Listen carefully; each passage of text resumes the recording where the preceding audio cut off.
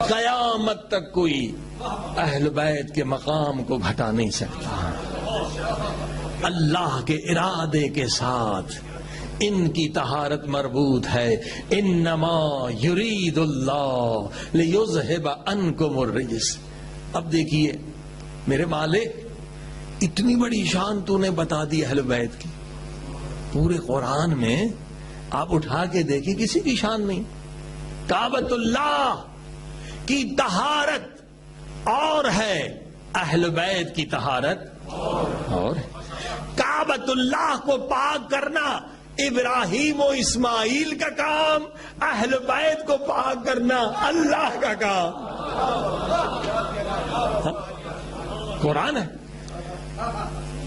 اب کعبے کی اور اہل بیت کی طہارت میں اتنا فرق ہے جتنا ابراہیم اور خدا میں فرق ہے.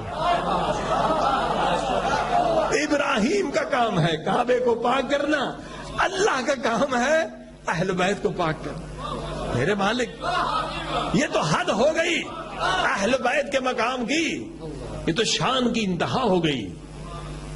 تو میرے اللہ، میرے مالک، اب تو ہر ایرا گیرا نتھو گھیرا جو بھی کوشش کرے گا وہ بھی اپنے پیر کو اہل بیت میں داخل کر دے.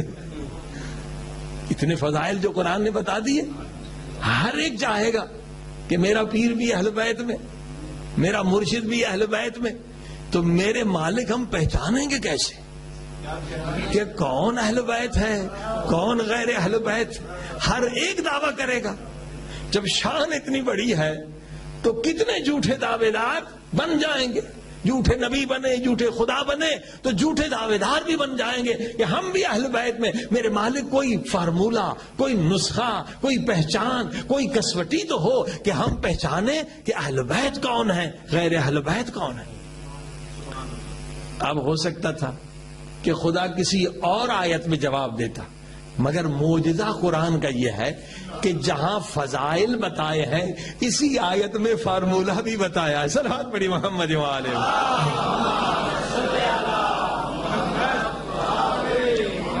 قرآن کے اندر ایک ایک آیت کا باطن دیکھیں. اسی آیت میں جہاں فضائل بتائے فارمولہ بھی بتایا. میرے مالک، کون ہے اہل بیت؟ آواز آئے گی غور سے قرآن کی اس آیت کو دوبارہ پڑھ. اسی میں فارمولہ بھی موجود ہے، نسخہ بھی موجود ہے، پہچان بھی موجود ہے، کسوٹی بھی موجود ہے. اچھا مالک، پڑھتا ہوں بسم اللہ الرحمن الرحیم. انما یرید اللہ لیذھب عنکم الرجس. عنکم الرجس، عنکم الرجس کا فارمولہ اسی کے باطن میں اندر چھپا ہوا ہے. عنکم الرجس، اہل بیت کی پہچان یہ ہے جہاں جس کے قریب رجس نظر آ جائے اسے غیر سمجھنا، جہاں رجس نظر نہ آئے اسے اہل بیت سمجھنا. فارمولہ بھی اسی میں. جہاں رجس نظر آ جائے وہ اہل بیت نہیں، جہاں رجس نہ ہو وہ اہل بیت. قرآن کا فارمولہ انکم الرجس. اہل بیت وہ ہے جن سے رجس دور ہے. یاد رکھیے، خوش نصیب ہے وہ جو اہل بیت کے قریب ہے. خوش نصیب.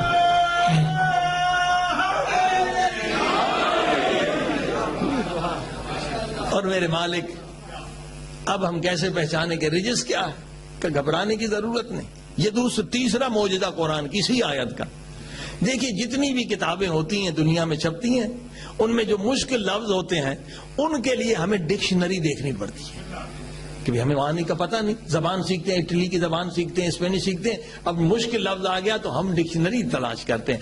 قرآن مجید کا زندہ معجزہ یہ ہے کہ قرآن اپنے لفظوں میں ڈکشنری کا محتاج نہیں. ایسی کوئی کتاب ہی نہیں ہے کہ ڈکشنری کی محتاج نہ ہو. یہ قرآن کا زندہ معجزہ ہے. قرآن اپنے لفظوں میں ڈکشنری کا، لغت کا محتاج نہیں. اگر ایک لفظ استعمال کیا ہے ایک جگہ پہ، دوسرے آیت میں اس کی معنی بتائی ہے، تیسرے میں تفسیر بتائی ہے، چوتھے میں اور کھل کے بتایا. اب فارمولہ مل گیا. اہل بیت کون ہے؟ جن سے رجس دور ہے. اب تلاش یہ کرنا پڑے گا کہ رجس کیا ہے. رجس قرآن میں کہاں آیا ہے، کتنی مرتبہ آیا ہے، رجس کی معانی کیا ہے، رجس کی تفسیر کیا ہے؟ کیونکہ جو رجس کو نہیں پہچان سکتا وہ اہل بیت کو نہیں پہچان سکتا۔ سرواز پڑھی محمد امام۔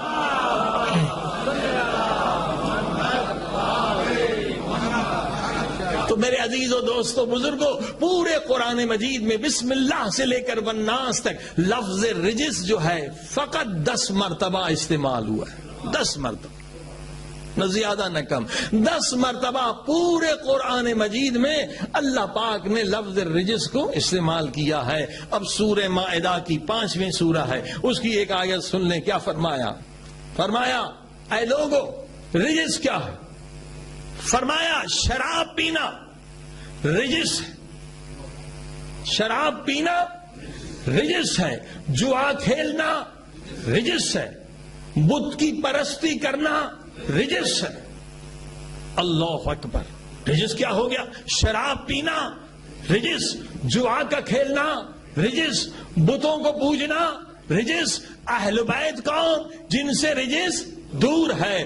رجس کی معنی کیا؟ شراب پینا رجس ہے، جوا کھیلنا رجس ہے، بتوں کو پوجنا رجس ہے۔ یعنی اگر زندگی میں کسی نے ایک مرتبہ بھی بت پرستی کر لی، اہل بیت سے خارج ہے۔